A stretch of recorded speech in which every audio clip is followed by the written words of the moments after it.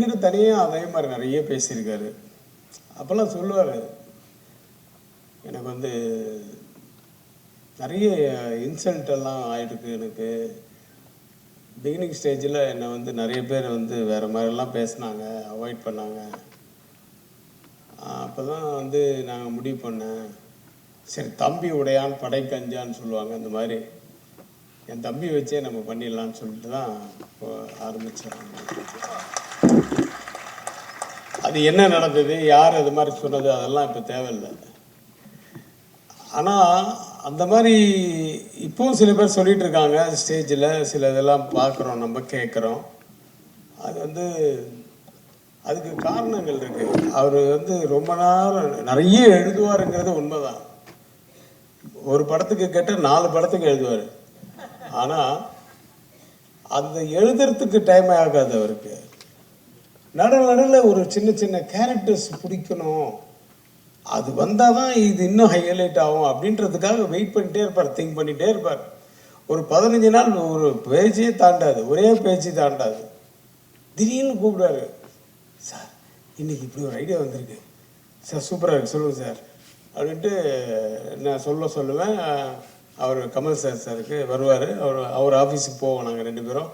அது மிஸ்டர் விஸ்வநாதன் இருக்காரோ இல்லையோ, அவருக்கு கூட அவர் பிஏ மாதிரி ஒருத்தரை வச்சுக்கிட்டா என்னெல்லாம் இவர் நினைக்கிறாரோ அதை அவர் மூலிமா சொல்லிடலாம். அபி சண்முகியை அவர் போய் தொடாத அளவுக்கு ஒரு ஸ்டாப் பண்ணுறதும் அவராக வச்சுக்கலாம். டெல்லி கணேஷ் கேரக்டரை சொல்கிறாரு, நீங்கள் யோசிச்சு பாருங்கள். டெல்லி கணேஷ் கேரக்டர் இல்லைன்னா அபி சண்முகி எவ்வளோ பெரிய மைனஸாக இருந்திருக்கும். அந்த கேரக்டர் உள்ளே வந்து நுழையிறதுக்கு தான் லேட் ஆகுது தவிர டைலாக் உட்காந்தாருன்னா சொல்லிக்கிட்டே இருப்பார். அவர் அசிஸ்டண்ட் ஒருத்தர் இருக்கார், அவர் ஃப்ரெண்டு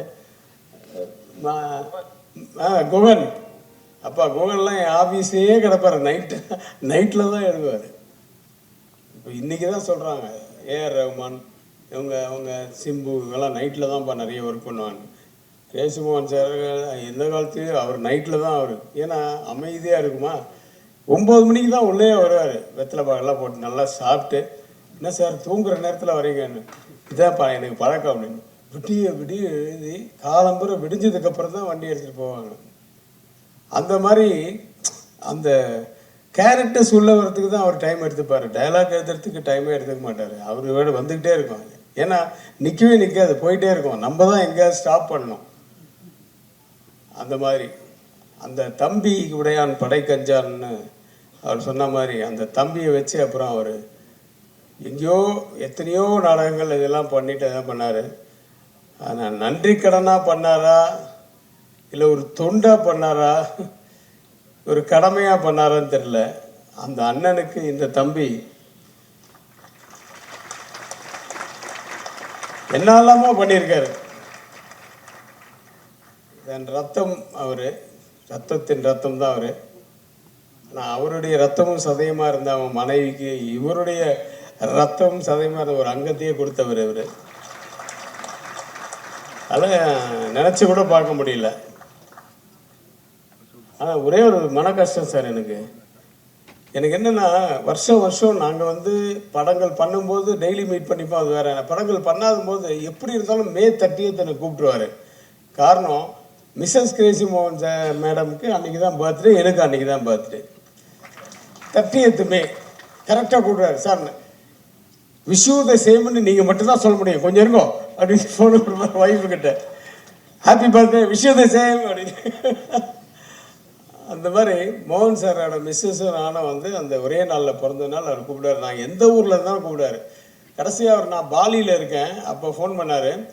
நாங்கள் பேசிகிட்டு இருந்தோம் ஒரு 5 நிமிஷம். அப்போ நான் ஃப்ளைட்டு ஏற போகிறேன் சார், டைம் ஆகிடுச்சு அப்படின்னு சொன்னேன். போனதுக்கு திரும்பி அங்கேருந்து இறங்கி ஹைதராபாத்தில் இறங்குறேன். ஏன்னா ஹைதராபாத்தில் எனக்கு தெலுங்கு படம் ஒர்க்கு. மிஸ் கால் இருக்குது, மறுபடியும் பண்ணுறேன். அவர் ஃபோனே ரீச் ஆக மாட்டேங்குது. அதோடு நான் அப்படியே ஏதோ மறந்துட்டேன். ஒரு 10 நாள் கழித்து அதே இதில் ஃபோன் வருது. அப்பா 10 நாள் கழித்து அவர் டைலாக் கொடுக்குற மாதிரி 10 நாள் கழித்து ஃபோன் பண்ணியிருக்காருன்னு ஃபோன் எடுக்கிறேன். வேறு நியூஸ் வருது. ஒரு 10 நிமிஷம் கழித்து கமல் சார் ஃபோன் பண்ணார். 1 மணி நேரம் பேசிகிட்டு இருந்தோம் ஃபோனில் அவரை பற்றி. ஸோ எல்லாரும் ஒரு காலத்தில் போக வேண்டியதுதான். கொஞ்சம் முன்ன போயிட்டார், அதை பற்றி நம்ம நினச்சி பார்க்குறோம். அவரை மறக்கவே முடியாது. ஆனால் இந்த மனுஷன் இருக்கார் பாருங்க, ஆள் தாங்க பார்க்குறதுக்கு அப்படி மனசு அவர் அண்ணனுக்காக என்னெல்லாமோ செஞ்சாரோ அதில் ஒரு சின்ன பங்கு தான் இன்னைக்கு இது ஒன்றும் பெரிய விஷயமே இல்லை. இந்த மாதிரி இன்னும் அவர் நிறைய செய்வார் சார். அந்த காலத்தில் வந்து அந்த இன்டர்நெட்டு அதெல்லாம் இருந்ததுன்னா இப்போ கமல் சார் வந்து எல்லாமே நெட்டில் தான் இருக்கும். அவர் அதில் ஹார்ட் டிஸ்கில் எடுத்து வச்சுருவாங்க. அந்த மாதிரிலாம் இருந்ததுன்னா அபய் சண்முகி இவ்வளோ பேப்பர் தனியாக இருந்தது சார், வெயிட்டுக்கு போட்டாருங்க சார் ஆஃபீஸில். அதெல்லாம் நம்ம எடுத்து வைக்கல, அந்த காலத்தில் கிடையாது. அதெல்லாம் அந்த ஹார்ட் டிஸ்கில் சேர்த்து வைக்கிறது, அது படமும் சரி அதுவும் சரி. அலைன் சார் வந்து இன்னைக்கு இந்த புக்கு இந்த மாதிரிலாம் புக்கை போட்டு சாஸ்வீதம்னு சொன்னார். நாங்கள் கமல் சாரை வந்து அவர் படங்களாக அவருடைய கதைகளோட வசனங்களை படங்களாக எடுத்து சாஸ்வதமாக வச்சுருக்காரு, லைப்ரரியில் இருக்குது. என்றைக்கு வேணால் போய் பார்க்கலாம். அவரோட ட்ராமாஸை வந்து அதே மாதிரி புக்ஸாக கொண்டு வந்து ரொம்ப ரொம்ப thanks. Thanks for Jayaramji, Asha, இந்த நெஹ்ரு. நாங்கள் அடிக்கடி பார்த்துட்டு அதான் சொல்லுவோம். ரவி சார், ரவி அப்பாசாமி சார், எல்லாருக்கும் நன்றி. கமல் சார் அவர் வந்து மாதவ் பாலாஜி தான் ரொம்ப நன்றி சொல்லணும். ஏன்னா ரொம்ப நாள் ஆச்சு அவரை பார்த்து. ஏன்னா அமெரிக்காவுக்கு போகிறதுக்கு முன்னாடி நேராக பார்த்தது. அவரை பார்க்கறதுக்கு, ஜெயராமன் பார்க்கறதுக்காவது நம்ம இன்றைக்கி இந்த ஃபங்க்ஷனுக்கு போனோன்னு ஓடி வந்தேன். நான் ஆக்சுவலாக திருச்சியிலேருந்து வரேன். திருச்சியில் 13 நாள் ஷூட்டிங், இப்போ 9 நாள் முடிஞ்சது. இன்னொரு 3 நாள் ஷூட்டிங் இருக்குது பேலன்ஸ். இருந்தாலும் 1ஆம் தேதி கமல் சார் டேட் கொடுத்துருக்கேன், நான் கண்டிப்பாக வரேன்னு சொல்லிட்டு நான் வந்தேன். நேற்று நைட்டு தான் வந்தேன் திருச்சி. மறுபடியும் போனோம். இதை மிஸ் பண்ணக்கூடாது. ஏன்னா இவங்களெல்லாம் பார்க்குறதுக்கு எங்கே இந்த மாதிரி தான் பார்க்க வேண்டியதாக இருக்குது. அவர் ஒரு இதில் இருந்தால் பரவாயில்ல, இந்த பக்கம் அரசியல், அந்த பக்கம் இதுன்னு ஏகப்பட்டு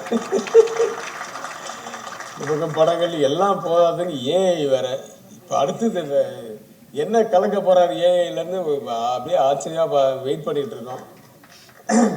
ஸோ ஒரே ஒரு விஷயந்தான், அந்த அஜித் வந்து என்னை இன்னுமே யாரும் தலைன்னு கூப்பிடாதீங்க, ஏகேன்னு கூப்பிடுங்க அப்படி இப்படின்னு சொன்னான். அடுத்த படம் பார்த்தீங்கன்னா அந்த படத்தில் ஃபுல்லாக தலைன்னு தான் கூப்பிட்றாங்க. அவர் நடிச்சிருக்காரு, அவர் டப்பிங் பண்ணியிருக்காரு.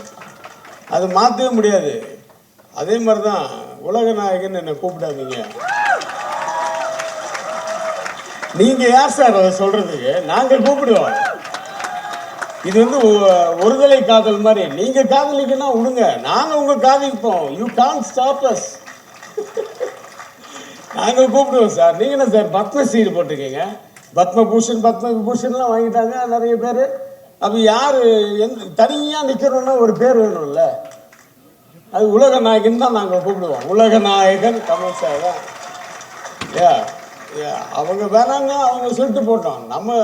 நம்மளை நிறுத்தவே முடியாது யாரும். அதை விட இன்னும் சூப்பர் விண்வெளி நாயகன் மணி சார். அடுத்தது இதுக்கப்புறம் வேற பட்டமே இல்லை. ஸோ அந்த உலக நாயகன் இருக்கும் மேடையில் என்னையும் அழைத்ததற்கு மிக்க நன்றி மாதவ் சார். இன்னும் நிறைய நினச்சிட்டு இருக்கேன். ஆனால் நான் அவங்க பேச்சை கேட்கறதுக்கு நிறைய வெயிட் பண்ணிட்டு இருக்கேன். அதனால நன்றி கூறி விடைபெறுகிறேன்.